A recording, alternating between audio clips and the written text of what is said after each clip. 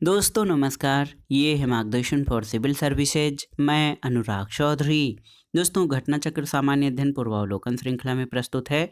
विश्व के भूगोल यानी वर्ल्ड ज्योग्राफी के अंतर्गत वन एवं मृदा से संबंधित महत्वपूर्ण प्रश्नों का रिवीजन, जो विभिन्न प्रतियोगी परीक्षाओं के प्रीवियस ईयर्स में पूछे गए हैं। दोस्तों, ये प्रश्न आपके आगामी विभिन्न परीक्षाओं जैसे यूपीपीसीएस प्रारंभिक परीक्षा, आरओ यानी समीक्षाधिकारी सहायक समीक्षाधिकारी लोअर पीसीएस और अन्य राज्य लोक सेवा आयोगों जैसे उत्तराखंड, बिहार, राजस्थान और एमपीपीसीएस द्वारा आयोजित परीक्षाओं के लिए बहुत ही उपयोगी हैं। तो आइए शुरू करते हैं घटना चक्र सामान्य अध्ययन के अंतर्गत विश्व के भूगोल में वन और मृदा से संबंधित महत्वपूर्ण प्रश्नों को।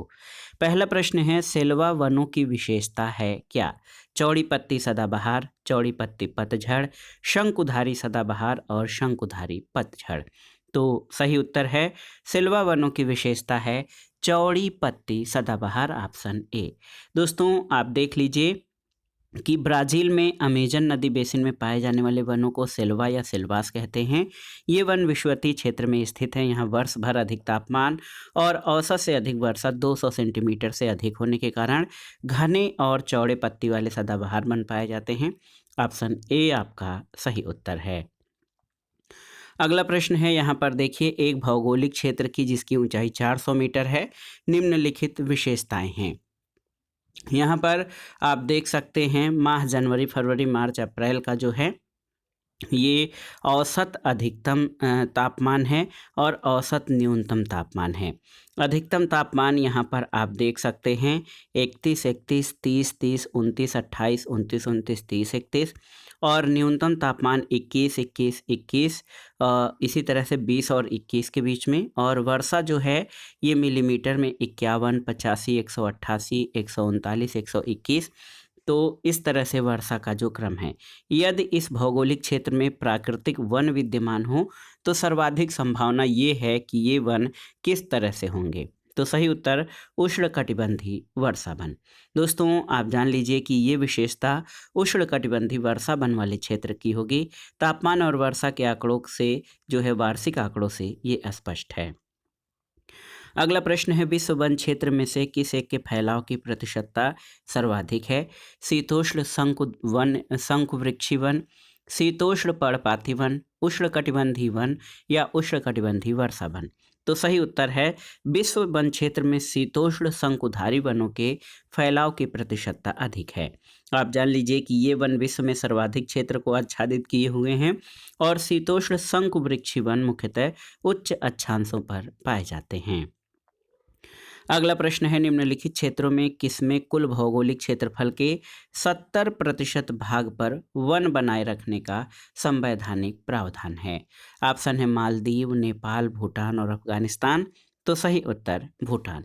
दोस्तों, भूटान सरकार ने अपने देश के कुल भौगोलिक क्षेत्रफल के कम से कम 60% भाग पर वन बनाए रखने के लिए संवैधानिक प्रावधान किया है। 2020 में भूटान का लगभग 71.4% भूभाग वनों से आच्छादित है। अगला प्रश्न है, सदाबहार वर्षा वन पाए जाते हैं कहाँ पर? ऑप्शन है आपके ऑस्ट्रेलिया, ब्राज़ील, कनाडा या फ्रांस में। तो सही उत्तर ब्राज़ील में। दोस्तों, उष्णकटिबंधीय सदाबहार वर्षा वनों का विस्तार विषुवत रेखा या भूमध्य रेखा के पास 10 डिग्री उत्तर से 10 डिग्री दक्षिणी अक्षांशों में पाया जाता है।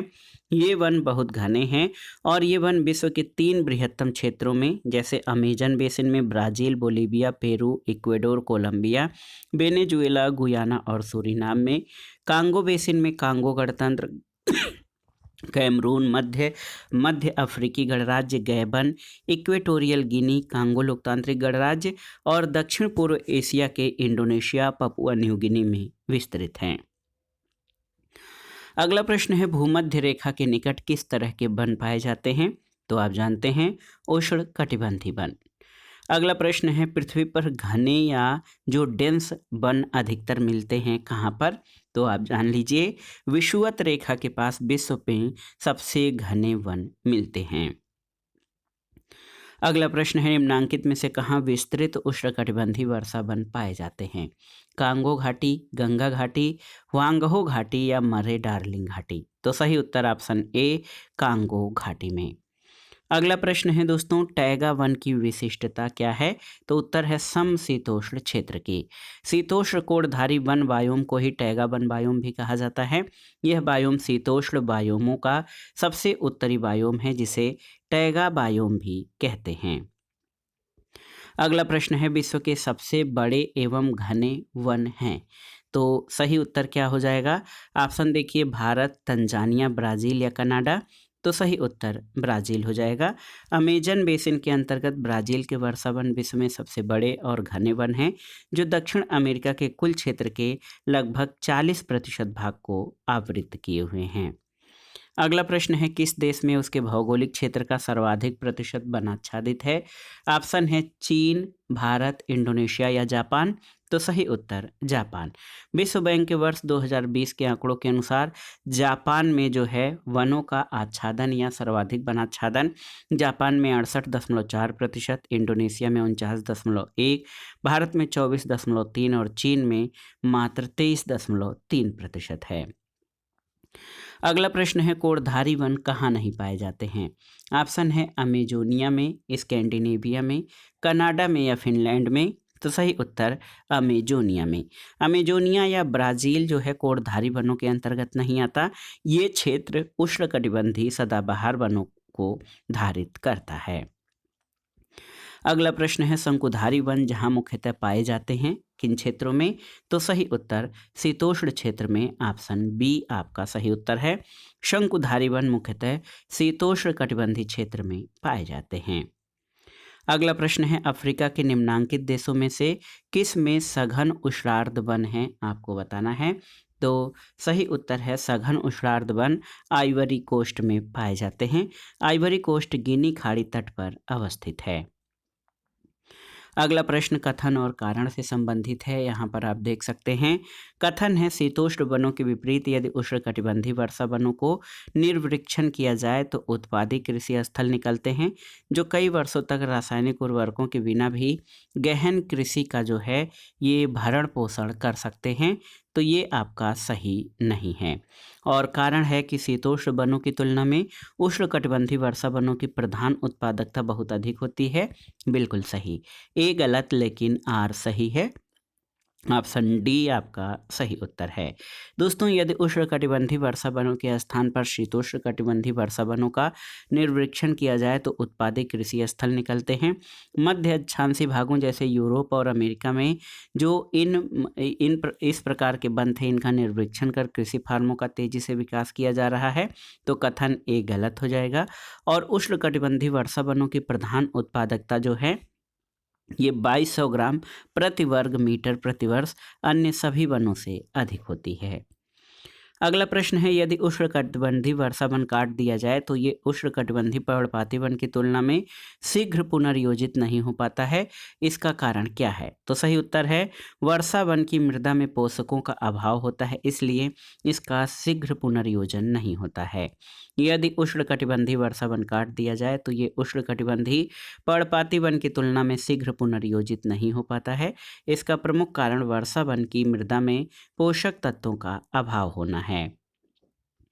अगला प्रश्न है, सूची 1 का सूची 2 से सुमेलन करिए और दिए गए कोड से सही उत्तर का चयन करिए। तो यहाँ पर देवदार, तो देवदार जो है कनाडा में, डगलस फर ये मुख्य रूप से मैक्सिको में, महोगनी ये होंडुरास में और सागौन के वृक्ष म्यांमार में पाए जाते हैं। तो यहाँ पर 2 3 4 1 आपका सही ऑप्शन हो जाएगा। Option C 2 3 4 1। अगला प्रश्न है, सूची 1 का सूची 2 से सुमेलन करिए और दिए गए कोड से सही उत्तर का चयन करिए। मानसूनी वन में सागौन और साखू, विषुवतरेखी वन में महोगनी और रोजवुड, भूमध्य सागरी वन में आलू बुखारा और जैतून और कोणधारी वनों में चीड़ और फर के वृक्ष पाए जाते हैं। तो 3 4 1 2 आपका सही उत्तर हो जाएगा। देखिए ऑप्शन ए सही उत्तर है। अगला प्रश्न है, विश्व का कौन सा देश मुलायम लकड़ी और लकड़ी की लुगदी का सबसे बड़ा उत्पादक और निर्यातक है? ऑप्शन है यूएसए, नॉर्वे, स्वीडन और कनाडा। तो सही उत्तर कनाडा हो जाएगा। दोस्तों ये प्रश्न पूछा गया था 2001 में, और आप देख लीजिए कि 2001 या 2002 के दौरान मुलायम लकड़ी और लकड़ी की लुगदी के उत्पादन और निर्यात में कनाडा अग्रणी स्थान पर था। लेकिन वर्तमान में FAO yearbook of forest product 2020 के अनुसार वर्ष 2020 में 50,871 मीट्रिक टन उत्पादन के साथ संयुक्त राज्य अमेरिका विश्व का शीर्षस्थ वुड पल्प उत्पादक देश है। अगला प्रश्न है, निम्नलिखित में से कौन सा एक देश जो है विश्व में ईंधन काष्ठ का सबसे बड़ा उत्पादक है? तो ईंधन काष्ठ का सबसे बड़ा उत्पादक भारत है। दोस्तों भारत विश्व का शीर्षस्थ ईंधन काष्ठ उत्पादक देश है, जबकि चीन द्वितीय और ब्राजील तृतीय स्थान पर है।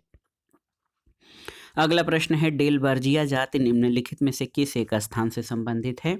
आप जान लीजिए, काजू, कॉफ़ी, चाय या शीशम। तो सही उत्तर शीशम। दोस्तों डेलबर्जिया एक बड़ा समूह है जिसमें 100 से 600 जातियां होती हैं। इसकी कुछ महत्वपूर्ण जातियों में शीशम यानी रोजवुड, किंगवुड, ट्यूलिपवुड, मनी बुश आदि आते हैं। शीशम या रोजवुड को उसकी गुलाब सी महक के कारण रोजवुड कहा जाता है।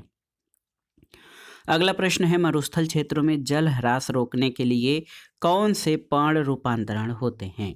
ऑप्शन है कठोर और मोमी पर्ण, बिल्कुल सही।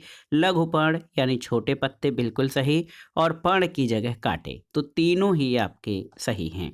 दोस्तों मरुस्थलीय वनस्पतियों में उच्च ताप और शुष्क मौसम को सहन करने की क्षमता होती है। ऐसी वनस्पति को जीरोफाइट वनस्पति कहते हैं। यहाँ पर उगने वाले पौधे गर्म और शुष्क जलवायु के साथ समायोजन करने के लिए कई उपाय करते हैं। मरुस्थलीय वनस्पतियों की जड़ें लंबी होती हैं ताकि अधिक गहराई तक प्रविष्ट होकर नमी प्राप्त कर सकें। तने की छाल मोटी होती हैं, पत्तियां या तो होती ही नहीं और यदि होती भी हैं तो वे छोटी छोटी और मोमी एवं मोटी होती हैं। उन पर छोटे छोटे कांटे होते हैं। रोम छिद्र बंद होते हैं ताकि उनसे वाष्पीकरण और वाष्पोत्सर्जन न हो सके। तो ऑप्शन डी आपका सही उत्तर है।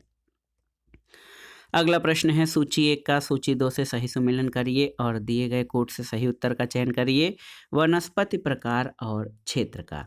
तो यहाँ पर आप देखिए, अधिजीवी वनस्पति ये भूमध्य रेखीय क्षेत्र में, वनस्पति प्रकार और जो है क्षेत्र का मिलान करना है माकची। माकची जो है ये भूमध्य सागर के तटीय क्षेत्र में।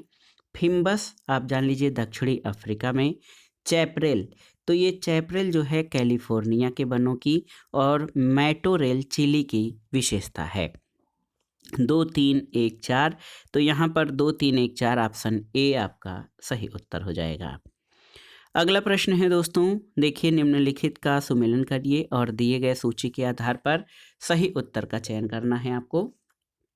आप देखिए दोस्तों कि प्राकृतिक वनस्पति और क्षेत्र, तो अधिजीवी वनस्पति ये भूमध्य रेखीय क्षेत्र में पाई जाती है। बबूल जो है ये सहारा रेगिस्तानों में पाया जाने वाला वृक्ष है। बैओबाब, बैओबाब जो है दोस्तों आप जान लीजिए ये सवाना क्षेत्र में, और देवदार भूमध्य सागरीय क्षेत्र में पाया जाता है। सही उत्तर 2 3 4 1 हो जाएगा। ऑप्शन ए आपका सही उत्तर है। वनों के बाद आइए मृदा से संबंधित महत्वपूर्ण प्रश्नों को देख लेते हैं। दोस्तों चट्टानों के विघटन और वियोजन से उत्पन्न ढीले और असंगठित भूपदार्थों, पेड़ पौधों और जीव जंतुओं के जीवावशेषों, जल और गैस के मिश्रण को मृदा कहा जाता है।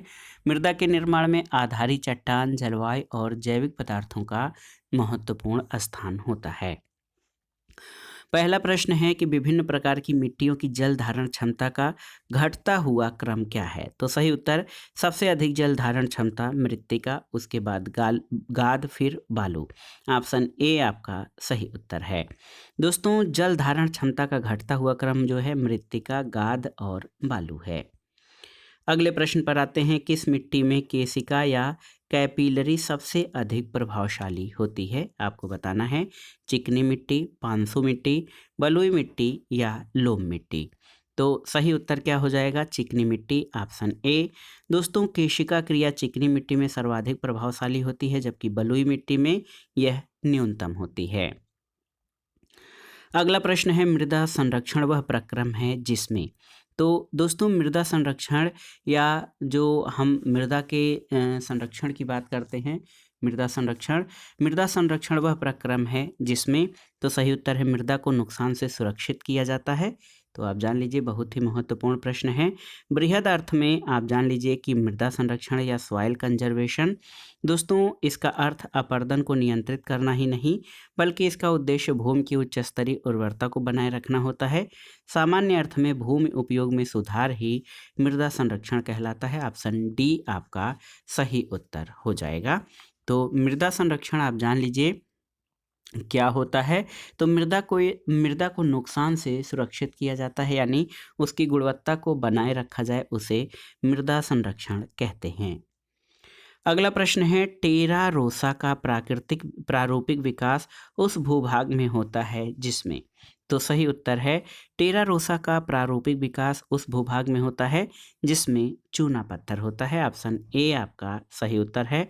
टेरा रोसा एक प्रकार की लाल चिकनी मृदा है जिसका निर्माण चूना पत्थर वाली चट्टानों के अपक्षय से होता है। अगला प्रश्न है, मृदा विक्षालन बड़ी समस्या है, तो सही उत्तर मृदा विक्षालन उष्णकटिबंधीय वर्षा वन प्रदेशों की बड़ी समस्या है। वर्ष भर मूसलाधार वर्षा से विश्व के उष्णकटिबंधीय वर्षा वन प्रदेश मृदा विक्षालन की समस्या से जूझ रहे हैं। विकल्प ए आपका सही उत्तर है। अगला प्रश्न है, हैलोफाइट्स अच्छी वृद्धि करते हैं कहाँ पर, तो सही उत्तर क्षारीय मृदा में। दोस्तों हैलोफाइट्स क्षारीय या लवणी मृदा में अच्छी वृद्धि करने वाली वनस्पतियां हैं। अगला प्रश्न है, निम्नलिखित में से कौन सा मृदा में नाइट्रोजन को बढ़ाता या बढ़ाते हैं, आपको बताना है। तो उत्तर है जंतुओं द्वारा यूरिया का उत्सर्जन और वनस्पति की मृत्यु, यानी 1 और 3। मनुष्य द्वारा कोयले को जलाना ये मृदा में नाइट्रोजन को बढ़ाने में सहायक नहीं है। दोस्तों आप देख लीजिए कि जंतुओं के यूरिया उत्सर्जन, साथ ही जीवों और वनस्पतियों की मृत्यु के बाद अपघटकों द्वारा इनका अपघटन किया जाता है। इस प्रकार पेड़ पौधे इनसे पोषण प्राप्त करते हैं और नाइट्रोजन चक्र की प्रक्रिया चलती रहती है और मृदा में नाइट्रोजन की मात्रा की पूर्ति होती रहती है। अगला प्रश्न है, कथनों पर विचार कीजिए। कथन है, मिट्टी की प्रजातियों से मृत्तिका अधिकतम जल धारण करती है, तो बिल्कुल जो है सही है। कारण है मृत्तिका में रंध्राक्रास बड़े आकार के पाए जाते हैं, तो ये आपका सही नहीं है। ए सही और आर गलत है। ऑप्शन सी आपका सही उत्तर है। दोस्तों आप जान लीजिए कि मृत्तिका मिट्टी के कणों का व्यास छोटा होने के कारण इसमें जल धारण क्षमता अधिक पाई जाती है। कथन ये सही है। मृत्तिका के कणों का आकार छोटा होने के कारण उसमें रंध्राक्रास छोटे आकार के पाए जाते हैं, तो कारण आर गलत है। अगला प्रश्न है, भू संरक्षण की परिरेखा बंधन विधि का प्रयोग कहाँ के लिए होता है। तो याद रखिएगा दोस्तों, भू संरक्षण की परिरेखा बंधन विधि का प्रयोग पहाड़ी ढलान के क्षेत्रों में किया जाता है। यहाँ पर ऑप्शन देखिए, प्रबल पवन क्रिया के अधीन, नदी प्रवाह के सन्निकट, बाढ़ग्रस्त होने वाला क्षेत्र, अपतृण के बढ़कर फैलने की संभावना से युक्त गुल्म युक्त भूमि, या इनमें से कोई नहीं। तो सही उत्तर इनमें से कोई नहीं, क्योंकि ये जो है भू संरक्षण की परिरेखा बंधन विधि ये पहाड़ी क्षेत्रों में किया जाता है, जहाँ पर इसके कारण बारिश का पानी धीरे धीरे नीचे जाता है और मृदा का कटाव कम होता है।